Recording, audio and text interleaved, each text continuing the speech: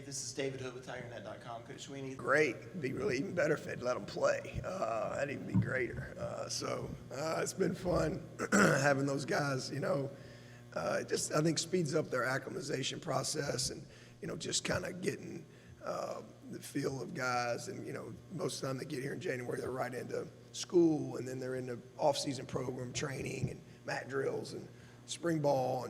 And so to be able to kind of have a visual, even though it's not a normal game week, to just kind of be exposed to that a little bit, to be around some of the guys that aren't going to be here when they get going, I think it's a unique opportunity as well. So I think it's been great. I'm glad they did that. And then to be able to also put our eyes on them as far as having the first opportunity to really coach them, in meetings. And then part of what we do, have always done in bowl prep is we get a lot of work, on Clemson, fundamentals, technique, kind of back to some basics. We get a lot of work on the opponent, and then we do a lot of JV work. We kind of create a JV season, if you will, and we have a couple scrimmages, and we have a lot of fun with the young guys. So, and a lot of a lot of that. So those guys were able to, they couldn't scrimmage because they couldn't get to that point, but to be able to get to work with them in individual drills and technique and coach them is very beneficial for them and us. And I think just, again, it's been a lot of fun. There were 5 of them that got the opportunity to come, and I think they really enjoyed it. And they're all what we thought they were, off the hoof. I mean, Friday's important because, this is the last game for this football team this season, and it's the end of that culmination. We're going to have competition at every position next spring in our program. You got to go out and earn it and take it every single day, and that's true at the quarterback position as well. And everybody inside that room understands and knows that. Joe's been great all season long. I think it's a unique story in today's atmosphere inside of college football. That someone is that talented and has had, some success at the quarterback position, ends up, being moved to the number 2 spot, sees that there's value in the staff cares about me, the staff can help develop me, I can perform inside of this offense, and my traits fit this, and I got to stay the course because I need to grow, and that can be mentally, it can be emotionally, it can be fundamentally. I think, in today's world, for a young man to see that and be able to say, hey, I'm going to sit here, I'm going to compete every single day with Hendon or whoever that young man might be, and to handle it the right way is a great story. And he's prepared like he's going to be the starter all off season, all training camp, all season long. He's continued to grow. We're playing a great opponent, great defense. It's going to take all 11 to go out there and perform at a high level tomorrow. But I'm excited to see Joe go compete, man, and excited for this opportunity for him. Jimmy Himes with the Sports Animal in Knoxville. Josh, a couple things. One, how much of an adjustment is it for you to go back to calling plays? As a staff, we go through that process every single week. We go through it on game day. The fact that, Joey and I have been together for, 15 plus years. Glenn and I have been together for, I think, 7 years. The communication on game day is seamless, and excited for this one.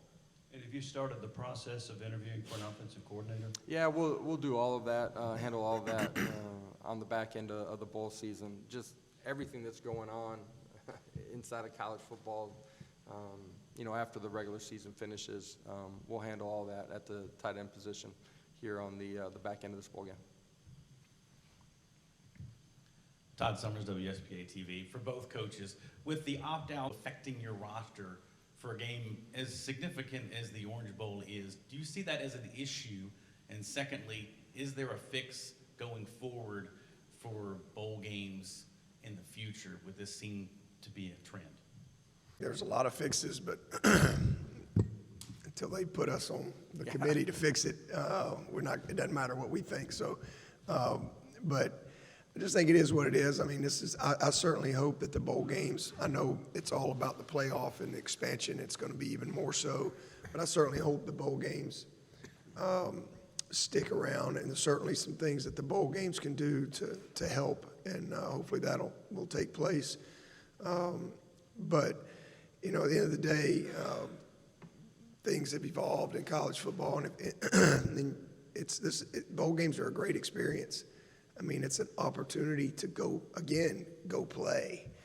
I mean, you get 365 days. If everything goes perfect in our world, you get 15 days to play the game that you love, right? So there's 350 days. What the heck are you doing?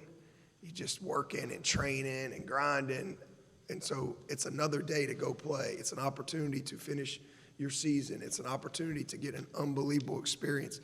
You know, having played the game, you know, those are some of my greatest memories and experiences. It's just like this week. I mean, you know, yesterday, those guys out there and having a big time on the beach yesterday afternoon, they'll never forget that.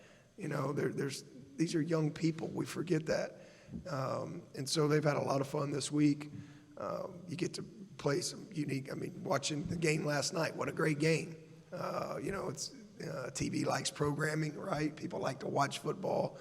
But I think as far as, you know, getting ready for the game, it's a chance to develop your team. It's a chance to finish this season. It's a chance to develop your team for next year. And it's a chance for those seniors. Not all these guys are going to go play pro ball. It's a chance for them to play another game. You know, and a lot of them they're going to be done. And then if guys don't want to play, then don't play, and go do whatever you're going to do. So I certainly hope that it's here to stay for a long time.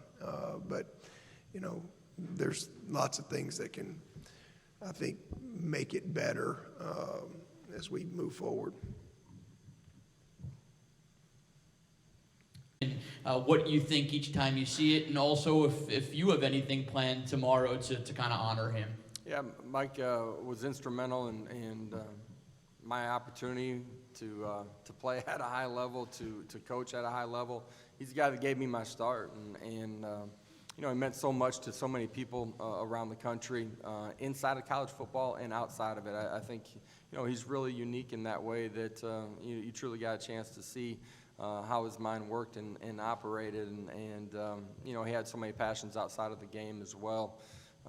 You know, you know, we lost somebody that made college football extremely interesting and changed the landscape of it. You know, at that time, college football was played in a box around a lot of the country, and you know, his vision of playing out in space is how college football is played today.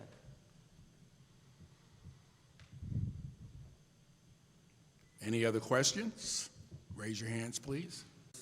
Got a bunch of teammates that are actually going to be down here. A couple of them came into town last night, and we'll have an opportunity to, you know, hopefully catch up with them today, but see them on the field on game day too. And great memories, you know, from my playing career. When I think back to, you know, my days at Oklahoma and some of the things that we accomplished, your mind obviously comes right here to this stadium and this bowl game. And you know, Dabo was talking about just the bowl game experience in general. This is, you know, these are opportunities and memories that you remember forever. And I've tried to share that with our football team, having played in this game. Just, you know, what this game means. You know, the exposure that you have, the opportunity that you have. And, you know, as you get further away from it, your bowl experience is something that you're going to come back to when you're with your brothers. Jimmy Himes with the Sports Animal in Knoxville. Dabo, you've had a couple of players here that said that they appreciate you not hitting the transfer portal, that shows commitment and loyalty to those players. Is that why you don't hit the portal much? We just haven't had to. I think it's been more, I mean, certainly I've always said, you know, we're a developmental program. We always have been. And if you're constantly bringing guys in over the top of guys, that changes your culture. That's just part of it. And it also, you know, you probably didn't evaluate well. But it's a different situation everywhere. It's very different. If I was just coming to Clemson right now, half my roster would be transfer portal. You know, if I was just taking over a team and you got to win like yesterday, right? It's a different world than when I became the head coach. Very different in college football. And because if I was just named head coach at Clemson, probably half the guys would leave, right? and a lot of the fans would have gone in the portal too and left if you could do that. So that's just the reality. I mean, when Josh took over at Tennessee, I mean, I don't even, and thankfully they changed the rules for a guy, like a new guy coming in. I think you probably lost almost 40. Might have been a year late in changing the rules. Yeah, a year late, yeah. It was a year late, but it's because of maybe what he did. When you lose like 40 guys, how do you replace that? And then they say, okay, you can only bring in 25 initials, right? So, and then they changed the rules in college football to where guys can leave after spring practice. Well, who are you going to recruit in May? There is no high school kids to go recruit. So, you know, my situation is just very different in that 14 years as the head coach, we've been a very much an evaluation development program. And we've had a lot of guys that have become great players as redshirt sophomores, juniors, seniors. And, you know, so the things have changed. And we just haven't really had to. We haven't really lost starters. You know, the guys that have mostly left our program have been, first of all, graduates, most of them that just wanted a chance to play. And, or you've had some guys that maybe just needed a fresh start that was maybe a backup or whatever. So that's a good thing. That's not bad. It's created a different opportunity. And last spring, for example, what if we would have had 5, 6, 7, 8 guys pack up and leave? Well, you have to go to the poll. We didn't have anybody leave. So, you know, you recruit your class, you have your roster, and you manage it from year to year. So at this point, we just haven't had to. I mean, we certainly could change a philosophy and do that. We've had the past 2 years, we really felt like we needed a veteran quarterback. So we got Hunter Johnson. Man, I'm glad we got Hunter Johnson right now. So we went and just added Paul Tyson because we believe in the guy that we have. We just signed another great one in Vizina. And so we needed an older guy that's been around. And we got a guy that's had 4 years of experience that really embraces the role. Because a lot of these guys, you know, they're looking for certain things. That's why they're in the portal. So it's got to be a good fit on both sides. And so we've signed a couple of guys, and then we've had 3 or 4 guys that we have tried to recruit over the last year or so. It just hadn't worked out. You know, we weren't the right fit for them for whatever reason. So things change. Again, we haven't had to do that. But what if this spring, again, we might have 5 guys, 7 guys pack up and say, hey, I'm out. You know, so everybody has to deal with that. But again, where we are as a program, we just haven't been as impacted at this point. Chapel Fowler with the state. Dabo, you mentioned Huge challenge ahead, but just, you know, a lot more comes with it that he's had to manage, but I think he's done a good job. Back here, Coach. Developmentally, redshirt sophomore, kind of, you know, in that process of growing and maturing into what we think he can be. Big, strong kid, you know, great family. Has played a little bit on some special teams for us. He's starting on our field goal team there, and he's played a little bit at guard. He plays both guards.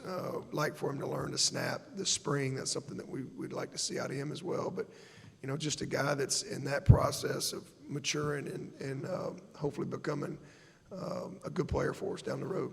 And Josh, can you talk about that for your program? Yeah, for sure. It's another opportunity for, you know, kids across the entire country to see the brand of football that you're playing, the culture that you have, by the way that you compete together.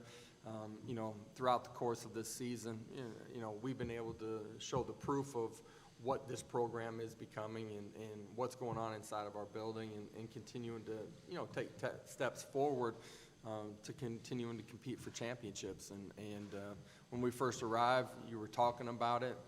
A year ago, they saw a little bit of proof of it. They get a chance to see a whole lot more of who we are and what we're about and the exciting brand of football that we're going to play. You know, we're going to be extremely aggressive on offense, but we're going to have that same mentality and attitude on the defensive side of the football. And and play that way on special teams too. So this is a great opportunity for Tennessee's brand, its logo, the university, to be in the forefront of the country, playing in one of the iconic bowl games in college football. Season, and can you kind of compare where he is versus where those guys were when their number was called? Yeah, probably more ready than they were, honestly, because those guys, he's had a little more time in the crock pot. Those guys were, had to be ready a little quicker. So, I think Cade is, he's had time to, I think he's still a work in progress, but he's had time to physically, first of all, get himself in a much better situation than he was when he got here at about 179 pounds. So he's almost 200, right at 200 pounds now. And so he's progressing physically, and so he's much better prepared there. And then, he's had a great example in DJ, and he'd be the first one to tell you DJ's one of the greatest preparers I've ever been around. And so he had a good model, to really see day in and day out. And, since January. So mentally he's been through, as opposed to maybe 2 or 3 games, or, to bam, and here's your moment. He's had a lot of game plans. He's had a lot of corrections. He's had a lot of, weeks of practice and some experience to go with it, some good experience and bad experience to prepare him. All those things, I think, have made him well prepared for this opportunity. For both, we talked about especially when it comes to bringing in like the high school players and taking some of those spots because of that extra year players are getting for the next 4 years, I guess. Not really. I mean, there's a couple guys here or there. I think that's been fine. There's no question the portal affects the high school recruiting, because now coaches have a whole nother pool of recruits. They have freshmen, they have sophomores in college. You got thousands of kids that are in this thing that used to not exist. And so, and then you have the pressure to win right now. And so there's a lot that's going on, and it's really affected the high school recruiting. There's no doubt. A lot of these high school recruits are either not getting signed or being pushed down. Or unfortunately, sometimes, that portal opens up. Some of these guys that have maybe been committed a long time lose their opportunity. So that's why I think the portal's good. I just think there could be some tweaks to make it better for everyone. And everybody talks about the early signing period, all that. Man, if I'm a high school kid or a high school coach, I'd fight for it to stay where it is or be earlier. Like, honestly, I wish they'd let them sign August 1 of their senior year and let them sign any time they want, and that would cut out a lot of these offers that you can't commit, number one. And then some of these kids would be protected, because a lot of we just signed a class, all these guys would have signed in the summer, if they were allowed to. And so now all of a sudden it protects these high school kids a little bit. So, and again, it makes you be serious about who you offer and so forth, as opposed to all of a sudden, the portal opens up and some of these guys get pushed aside. And I get it. I'm not, I would do the same thing in this situation. But the high school kids are absolutely being impacted by the portal. And so much more than the COVID situation. Reese Van Hatten, WATE. Halsley's workload changed. How much has been added to his workload with Alex Golish's departure, and what does that entail? Yeah, as much as anything, a little bit on the scripting side of it, but how we've operated and functioned, from how we design our starters, for each drive. Communication, obviously Alex's voice won't be there on game day, but the collaboration of all of us, the way we communicate in between plays too. Been in the middle of all of it. Joey has been, Glenn has been, I certainly have been too. So, we'll miss Alex. Alex will do a great job at USF, but the majority of our group and how we've operated. It just really hasn't changed that much. This will be our final question. Dabo, Scott Eisberg, WCIV in Charles. Blip in the radar, bad night, or do you see that as kind of a turning point for your program to take a meteoric rise? I mean, it was a pretty bad night, that's for sure. 30 years since we'd been in the Orange Bowl. You know, but again, that's football. I mean, I think we're about to go up 4 or 5 points on the one. Andre Ellington, you know, you get a touchdown. Next thing you know, the ball goes 100 yards the other way. And then I think we throw a pick six the next series. Then I think we fumble and they go score, and it was downhill from there. But you know, that's football. But it was a great experience for us. I mean, 30 years since we'd been at the Orange Bowl, and the one thing I told our team after the game was, you know, it was a bad moment, but we had a great year. I mean, we won the league that year for the first time in 20 years. You know, I know it's, I mean, that people sometimes forget that. So that was a bad night, and that's what everybody wanted to focus on. My job in that moment was to make sure that we didn't let a bad moment make us lose sight of a great year. You know, again, we won 10 games for the first time in 20 years. Won the league 20 years. Got to the Orange Bowl 30 years since we'd been in the Orange Bowl. And and that was my message to the team is, hey, we're going to get better. We'll learn from this. We'll grow from this. We've got to own it. It's going to be a long time until we play again. Wish we could have played the next week, but just a part of our journey. That's it, just a part of our journey. You know, every year is a new journey. It's a new opportunity. You learn and grow. We were coming off that was my third year. We won the league. The year before that, we won 6 games. So it was just another step for us. And I told it wouldn't be 30 years before we got back to the Orange Bowl. And we were back 2 years later and beat a great Ohio State team right here. So, and we got back in 15, and we're thankful to have another opportunity. So third time now in 10, 11 years. So it was just a bad day in the midst of a great journey of Clemson football. That's how I look at it, just all part of it. Well, thank you both, coaches, for your time and for your patience. We're going to ask now, coaches, if you would step to the podium to our left with the Capital One Orange Bowl trophy. Now, as we mentioned earlier,